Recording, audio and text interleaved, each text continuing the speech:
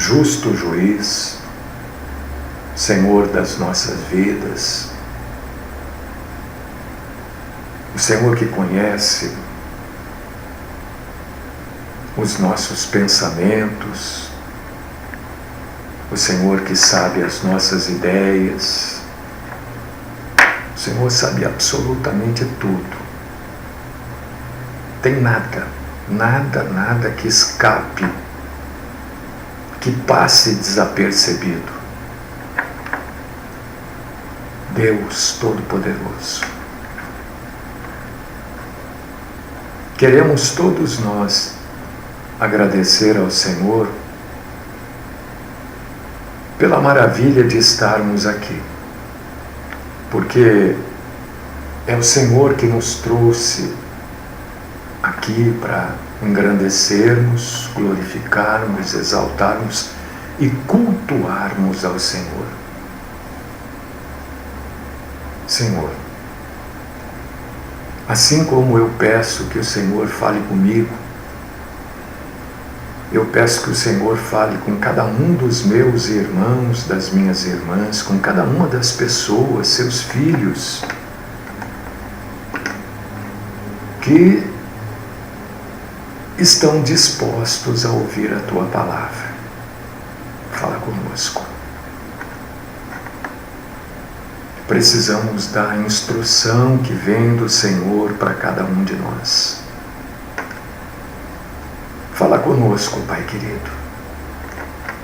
Eu sei que o Senhor já falou com muitos de nós por muitas vezes, e nós mesmos já esquecemos, deixamos de lado, não seguimos, não quisemos aprender.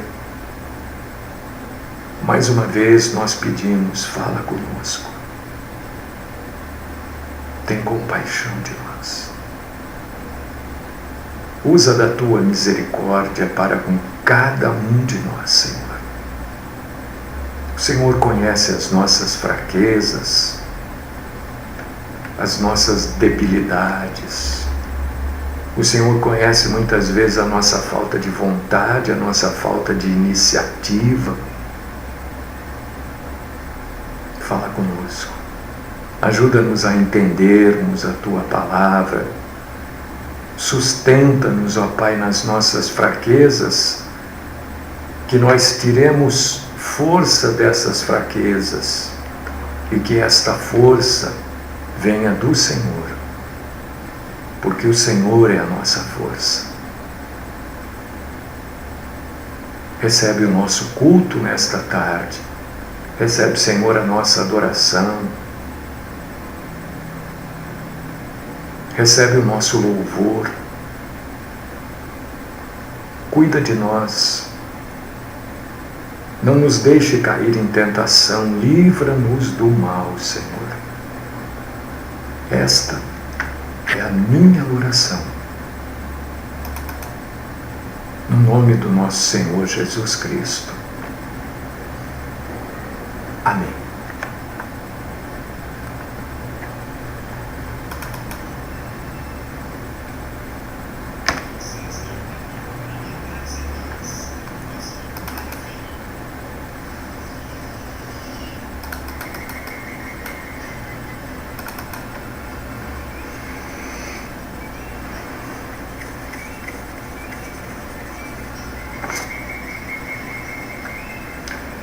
Irmãos e irmãs,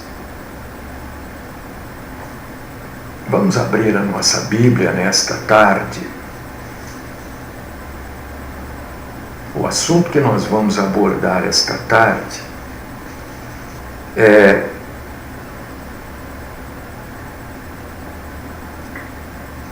precioso para todos nós. E está aqui no Evangelho segundo Lucas, capítulo 15.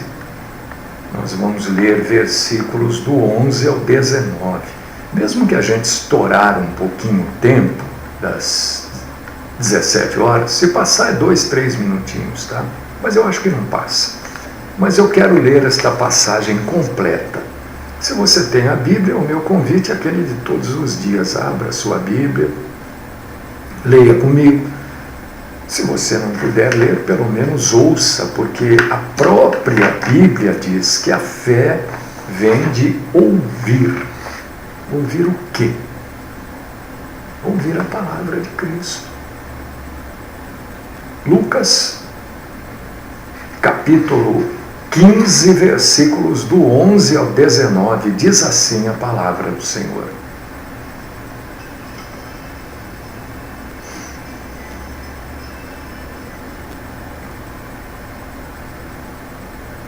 Continuou Jesus falando. Certo homem tinha 2 filhos. O mais moço deles disse ao pai: Pai, dá-me a parte dos meus bens que me cabe. E ele lhes repartiu os haveres. Passados não muitos dias, o filho mais moço, ajuntando tudo que era seu, partiu para uma terra distante e lá dissipou todos os seus bens, vivendo dissolutamente.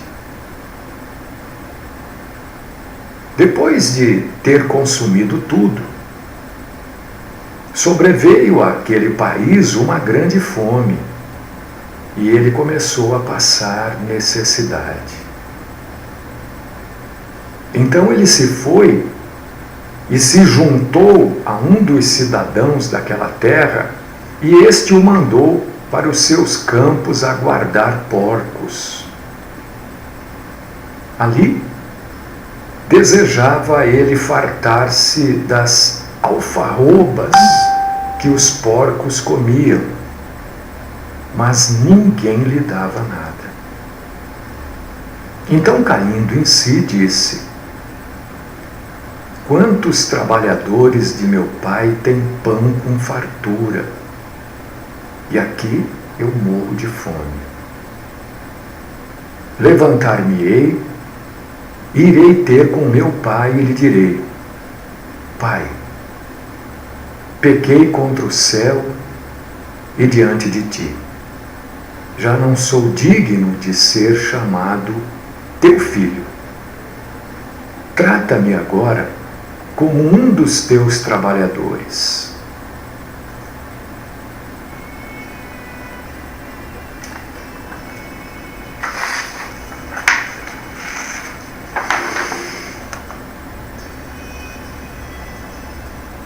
Olha, eu vou parar a leitura aqui, mas é claro que a leitura continua, né?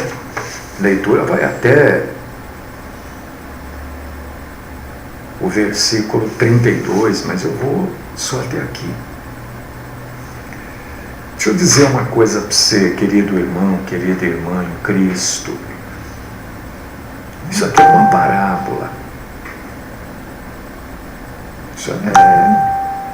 A gente não consegue entender parábolas de Cristo se nós formos usar somente a justiça humana. Não dá para entender nenhuma parábola. A justiça humana se fixa em algumas coisas que são coisas corretas aos olhos dos homens, enquanto que Deus vai infinitamente além. Deus extrapola esta coisa da justiça humana. Então você, para entender esta parábola, você tem que ir além da justiça humana. Esta é a chamada parábola do filho pródigo. Qual a lição que a gente pode extrair desta parábola? A lição principal que a gente retira desta parábola é que Deus odeia o pecado. E Deus odeia também aquele que peca. Pensa que Deus ama o pecador, porque não tem como separar o pecado do pecador. A gente ouve sempre dizer assim: Deus ama o pecado. Deus odeia o pecado, mas ama o pecador. Deus ama o pecador arrependido. Deus odeia o pecado e odeia o pecador. Porque não tem como separar o pecado do pecador, o pecador do pecado. Uma coisa é junta com a outra. Não tem como separar o sangue da veia, tem? Não. Se você retirar o sangue da veia, ele coagula e a veia morre. Deus odeia tanto o pecado quanto o pecador. O que Deus ama é o pecador arrependido. O pecador que se arrepende do seu pecado, pede perdão, está disposto a abandonar o seu pecado, e Deus, conhecendo o coração de todos os homens, está também disposto a conceder o perdão. Mas ele tem que ir para nosso Senhor cônscio, que é um pecador e que precisa do perdão e do abandono do pecado. Senão dá a impressão de que Deus está, o sujeito está pecando, e Deus está amando aquele pecador. Olha, peca mesmo, viu? Porque eu te amo.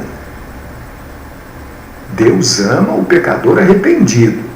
Eu estou frisando muito isso porque dentro das denominações a gente ouve isso. Né? Deus odeia o pecado, mas ama o pecador. Ama o pecador que se arrepende. Porque enquanto o sujeito está pecando, Deus não ama, não. Porque Deus odeia o pecado e não tem como separar o pecado do pecador.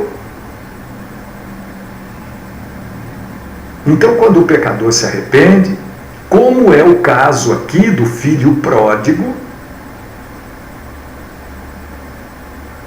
Deus distribui a ele o perdão através do amor, porque há um arrependimento. Por que Jesus contou essa parábola? Houve algum motivo especial para o nosso Senhor Jesus Cristo contar esta parábola? É claro que teve. Esta parábola, o nosso Senhor está usando desta parábola para repreender os fariseus e os escribas. Fariseus eram judeus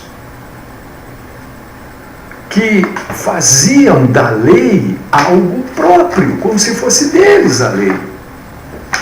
E os escribas eram aqueles homens que escreviam as leis, que copiavam o que já existia de escritura. Então eram homens conhecedores da lei. E Jesus usa a parábola do filho pródigo para censurar tanto os fariseus quanto os escribas, que estavam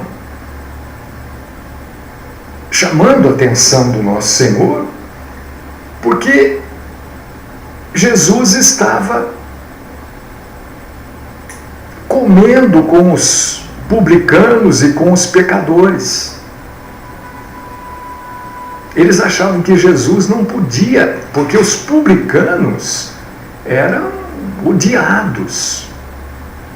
E os fariseus e os escribas entendiam que eles não tinham pecado. Então Jesus tinha que estar do lado deles. Mas Jesus estava exatamente junto com os publicanos, pecadores, e com os pecadores. Jesus estava justamente com aqueles que eram gentios, mas dignos tanto quanto os judeus, da compaixão do nosso Senhor. Porque se aqueles gentios, se aqueles publicanos, se aqueles pecadores, ou mesmo os fariseus e os escribas, se arrependessem dos seus pecados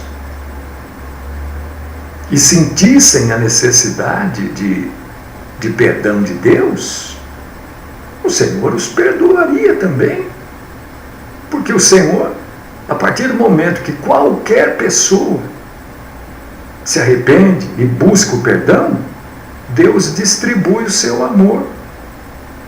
Aí Jesus usa esta passagem do filho pródigo, que arrependido dos seus pecados, volta humildemente para a sua casa. Você vê, ele tinha uma condição, ele tinha um status, perdeu tudo. Perdeu absolutamente tudo, foi comer aquelas bolas né, aquelas alfarrobas, quer dizer, comida de porco. Aquilo que ele foi comer para matar a fome. Por quê? Porque viveu de maneira dissoluta, quer dizer, de maneira sensual, esbanjadora.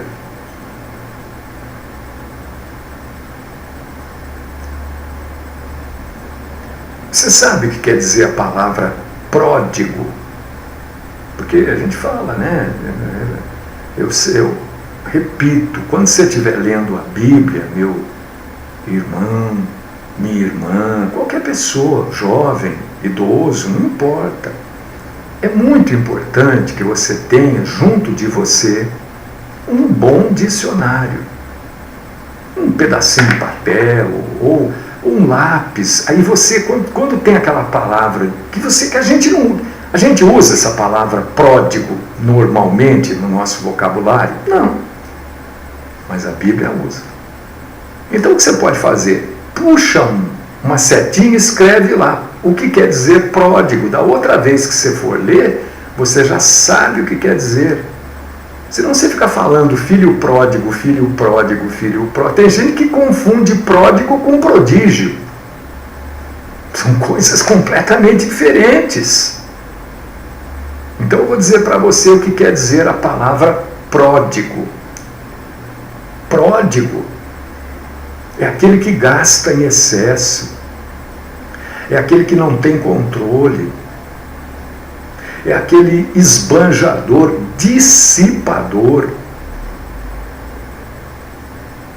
Isso é pródigo. Quando você diz que uma pessoa é pródiga, é porque ele esbanja tudo que ele tem, sabe? Sai pagando para todo mundo. Ah, não, vem cá, uma rodada, outra rodada, pode comprar, eu pago. Esse é o pródigo. Não valoriza aquilo que tem. Foi isso, é isso que aconteceu com aquele rapaz. Ele recebeu a parte da herança dele, o que ele fez? Gastou tudo. Gastou tudo. Não devia ser pouco, né? Não devia ser pouco, porque o pai dele não era pobre. Você vê aqui na volta dele para casa, a gente já observa na festa, no anel, na túnica, que o pai não era pobre. O pai era um sujeito de posses. E a parte dele não devia ser pouca coisa, não, mas ele gastou tudo. Perdeu tudo. No quê? Na vida que ele levou, não trabalhava, só gastava, mulheres, bordéis, nas coisas da época, né? Hoje você pode gastar em tantas outras coisas, né? Carros, viagens, né? Bebidas caríssimas, roupas caríssimas, perfumes, enfim. Cada época tem as situações em que você pode gastar o dinheiro. Esse aqui gastou com tudo que a época podia oferecer para ele. Então o pródigo é o quê? Um esbanjador. Este é o pródigo, o sujeito que esbanja mesmo. Até que tem vai gastando. Entendeu? E o que aconteceu com ele? Ficou sem nada. Ficou sem absolutamente nada. Então, quais as lições que nós tiramos desta passagem bíblica, desta parábola? Você vê que parábola não tem nome de pessoas, né? Não tem um nome. A gente tira 3 lições desta parábola que Jesus conta. A primeira lição são os pecados do filho pródigo. Isto tudo que ele fez são pecados. Ele não pegou o dinheiro dele, entenda o que eu vou dizer. Eu não estou dizendo que ele deveria ter feito isso. Não, eu estou dizendo que ele não pegou o dinheiro dele e não distribuiu para aqueles que não tinham, para os pobres. Não, ele gastou em orgias. Isso é pecado. A segunda lição que a gente tira é o arrependimento. Ele se arrependeu de ter agido, de ter sido daquela forma. Ele se arrependeu de ter inclusive saído da casa do pai, de ter exigido a sua parte da herança. E a terceira lição que a gente aprende nesta parábola é como o pai recebe o filho. Recebe este filho perdulário, recebe-o de maneira festiva. Agora vamos entender a parábola. Não dá para você pegar essa parábola, meu queridíssimo irmão, queridíssima irmã, e colocar esta parábola debaixo da justiça dos homens, porque não está falando aqui da justiça dos homens. Esta parábola está falando de Deus em relação aos seus filhos. Está falando de Deus em relação à sua criatura, a criatura humana. O pai desta parábola, não se esqueça que isso é uma parábola. O pai desta parábola é Deus, é o Eterno, é o Todo-Poderoso. E o filho? O filho somos cada um de nós. Cada um de nós representa o filho pródigo. Você, não sei, de repente você nasceu crente, mas você teve que se ver crente, você teve que se entender crente, e chegou num determinado momento da sua vida, você pediu perdão a Deus, se arrependeu dos pecados e passou a ser filho de Deus. Talvez você tenha nascido num lar crente. Eu não nasci. Eu nasci num lar católico, que frequentava espiritismo, não sei o quê. A maioria de nós é assim. Nós vivíamos de maneira dissoluta, de maneira perdulária. Nós vivíamos como esbanjadores da graça, da misericórdia que Deus distribui a todos os homens.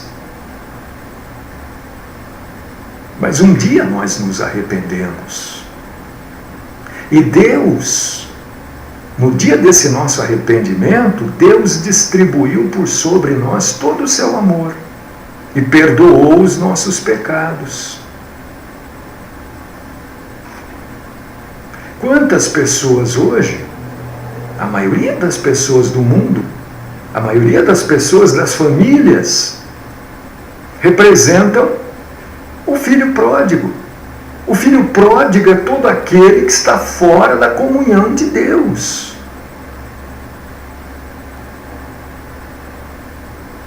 O pródigo já é um filho, mas está fora da comunhão. Por que ele já é um filho? Porque Deus, na sua onisciência, já sabe que aquele sujeito lá vai se arrepender num determinado momento.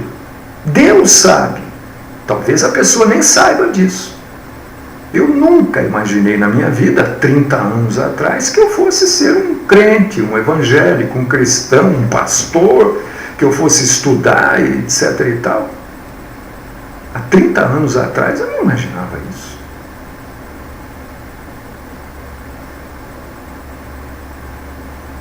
O pai da parábola é Deus.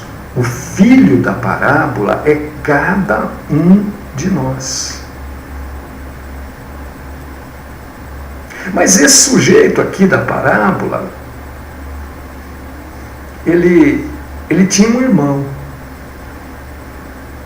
E quando você lê a parábola, se você for ler com os olhos humanos, você vai ver que esse irmão parece que não gostou muito não, né? Poxa vida, eu estava aqui, né? Seria a mesma coisa a gente ficar sabendo que um assassino, um violentador, um traficante se arrependeu e entregou sua vida para Jesus. Às vezes a gente não acredita, né? Às vezes é mentira mesmo, né? Mas acontece. E Jesus recebe, não é porque ele era traficante, violentador, estuprador, assassino, ladrão. Cristo o recebe. Da mesma forma que recebeu a cada um de nós. Da mesma forma no sentido de perdoar os pecados. As consequências do pecado, você vê que aqui não fala de consequência. Porque aquele filho, o pródigo, foi bem recebido, fizeram festa, etc. e tal, e a história acaba aí, não sabe como ele foi tratado ali para frente. As consequências do pecado, ele deve ter arcado. Deve ter arcado. Eu não estou afirmando porque a Bíblia não afirma. Mas a gente sabe que Deus não tira as consequências do pecado. Provavelmente, a Bíblia não afirma, e eu não posso afirmar, provavelmente ele não teve mais parte da herança. Senão ele receberia herança 2 vezes. Mas ele ficou lá, comendo, bebendo, sendo tratado melhor do que ele era quando ele cuidava dos porcos.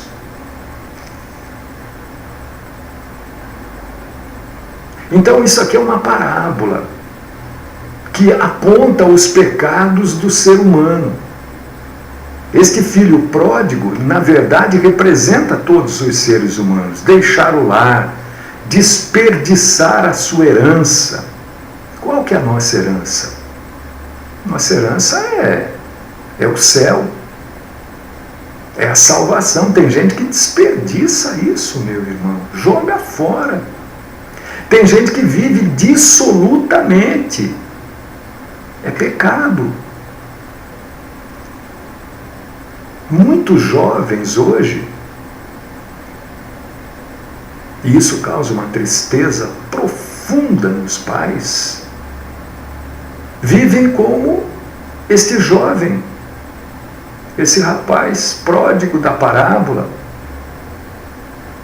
às vezes até morando com os pais, mas são como hóspedes dentro da própria casa, porque da maneira como agem, acabaram perdendo o amor e o respeito dos pais. São jovens que fazem os próprios pais com suas atitudes indelicadas, desrespeitosas, fazem os pais chorarem. Eu gostaria que você que é jovem e está aí me ouvindo, gostaria que você lesse na sua Bíblia, ou na Bíblia do seu pai, da sua mãe, sua irmã, irmão, aos Efésios, capítulo 6, versículos 1 e 2. Aos Efésios, capítulo 6, versículos 1 e 2. E olha, com o arrependimento há o perdão de Deus. Sem o arrependimento, e não é só se arrepender, porque o arrependimento verdadeiro para receber o perdão de Deus é o arrependimento e abandono do pecado. E Deus sabe se você se arrependeu verdadeiramente ou não, se você abandona verdadeiramente ou não. Você pode enganar os pais, mas Deus sabe. Aqueles que não se arrependem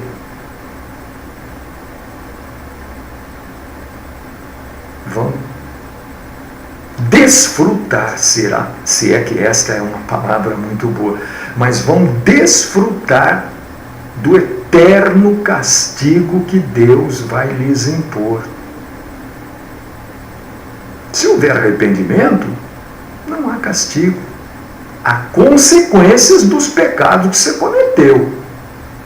Né? O sujeito viveu na vida aí e saiu com tudo quanto é homem, tudo quanto é mulher, aí adquiriu uma dessas doenças sexualmente transmitíveis, né? Que é as DSTs, né?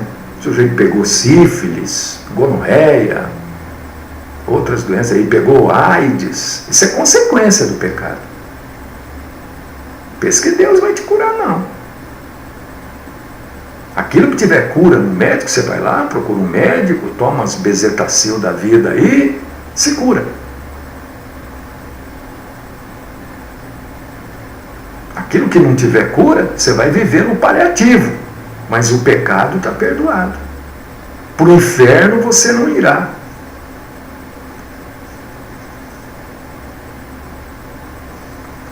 Mas tem que haver arrependimento, como o filho pródigo se arrependeu.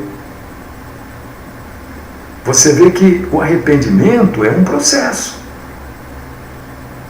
Primeiro, a pessoa ela fica convicta do pecado que ela pratica. Ela tem consciência, isso aqui é pecado, eu tenho que parar com isso. E no verso 17 de Lucas, capítulo 15, você vê ele se convencendo que ele é um pecador.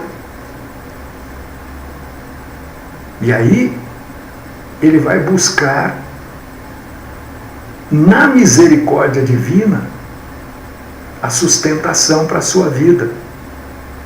Leia o versículo 18. No próprio versículo 18, ele confessa o pecado. Ele se arrepende do pecado no versículo 19. E no versículo 20 de Lucas 15, ele se converte e abandona o pecado.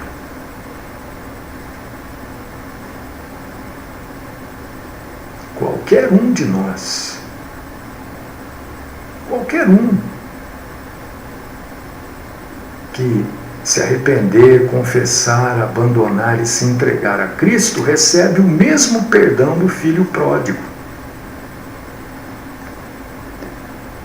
Porque você vê que o pai que nesta parábola representa o Senhor Deus, estava ansioso pela volta do filho. Ele queria que o filho voltasse, ele queria ter o filho dele ao lado. Leia o versículo 20. Você vê que quando ele volta, ele recebe todo o tratamento que um filho deve receber. Troca as vestes, troca as sandálias. E o pai oferece para aquele moço, para aquele filho, uma nova vida. E é isso que o Senhor Deus oferece para todos aqueles que se arrependem, uma nova vida. Leia lá Efésios capítulo 4, versículos 22 e 23. Leia.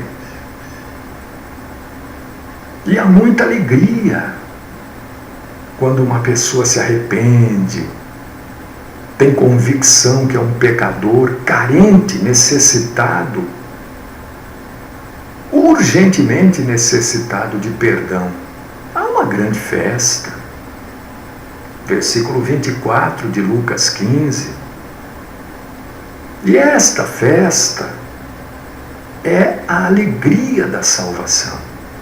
Porque o pecado é um peso nas nossas costas, meus irmãos, minhas irmãs. O pecado pesa. Quando a gente se arrepende, pede perdão, parece que sai sei lá quantas toneladas das nossas costas. É isso que Jesus quis nos mostrar nesta parábola. Ele falou diretamente para os fariseus e para os escribas. Mas ele também fala com a igreja. Ele também fala com a igreja que será arrebatada, eu creio, em breve. Porque a igreja não é lugar de gente santa. A igreja é lugar de pecadores arrependidos. A igreja é lugar de pessoas a quem Deus perdoou. Não tem nenhum bonzinho lá dentro, não. Não tem gente boa dentro da igreja. Tem pecadores arrependidos e perdoados por Deus.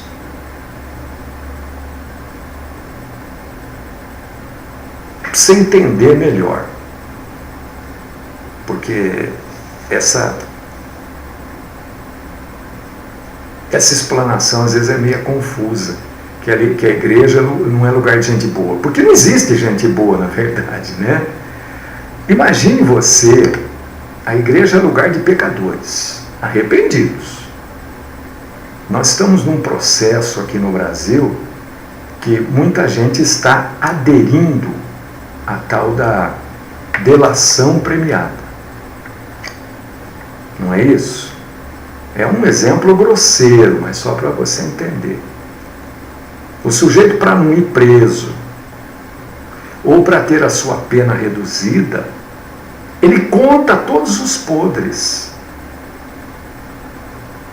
Não é isso que a gente vê? A delação premiada. Olha, eu não quero ir preso. Se ele tiver bastante coisa para delatar mesmo, ele pode até se livrar da cadeia. Ou pode ter a sua pena muito reduzida, se o que ele delatar for coisa séria, tudo. A igreja é assim, é mais ou menos assim. A igreja é lugar de pessoas que tinham tantos pecados, que contaram todos esses pecados para Deus, e Deus lhes deu um prêmio por eles terem contado esses pecados e terem abandonado esses pecados. Que prêmio? A salvação. Então a igreja é lugar de gente pecadora, arrependida, mas pecadora. Ninguém é melhor, ninguém é pior dentro da igreja. Todos são pecadores, arrependidos, mas pecadores. Isto é igreja. Não tem nenhum lá cheio disso, cheio daquilo. Não, são todos filhos pródigos que foram recebidos pelo Pai.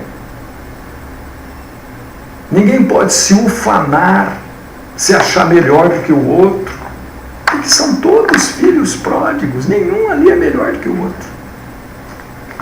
São só pecadores, arrependidos, perdoados, mas pecadores. É isso que nós somos, irmãos. É isso que você é. É isso que eu sou, pecador.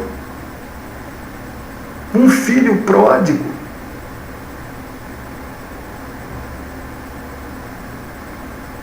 Que um dia o pecado pesou tanto, mas tanto, que eu tive que me desfazer dessa carga. E quando eu me desfiz da carga, eu me senti tão bem. Minha vida não mudou. Eu não passei a ter muitos bens, não passei a ter tudo que eu queria. Muito pelo contrário, perdi coisas até. Mas o alívio deste peso me fez tão bem que eu não quero mais o peso na minha vida.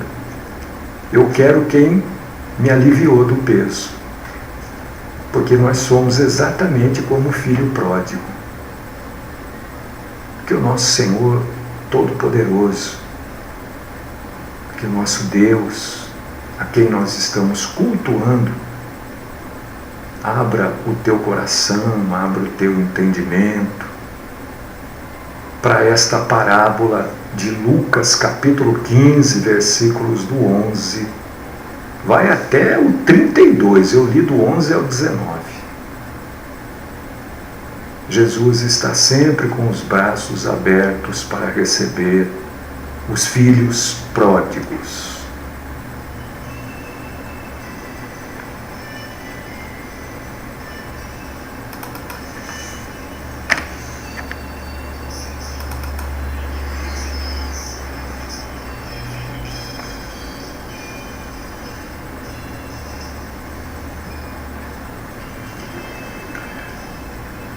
Nosso Deus, nosso Pai, nosso Senhor, quero te agradecer, Senhor, pelo Senhor ter me perdoado, pelo Senhor ter me recebido como seu filho.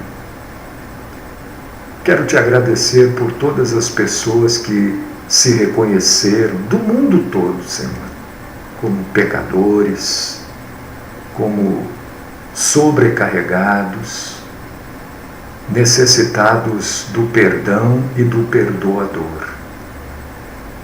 Graças nós te damos, Senhor. Graças nós te damos porque hoje nós podemos, Senhor, falar do Filho pródigo e poder nos ver nesta parábola que Jesus pregou, que Jesus ensinou. Graças nós te damos, Senhor. O Senhor é bom. O Senhor é bom. O Senhor é boníssimo. E a sua misericórdia dura para sempre. Eu te louvo, meu Deus e meu Pai, meu Senhor e meu Mestre, meu Salvador e meu Perdoador. No nome do Cristo Jesus. Amém.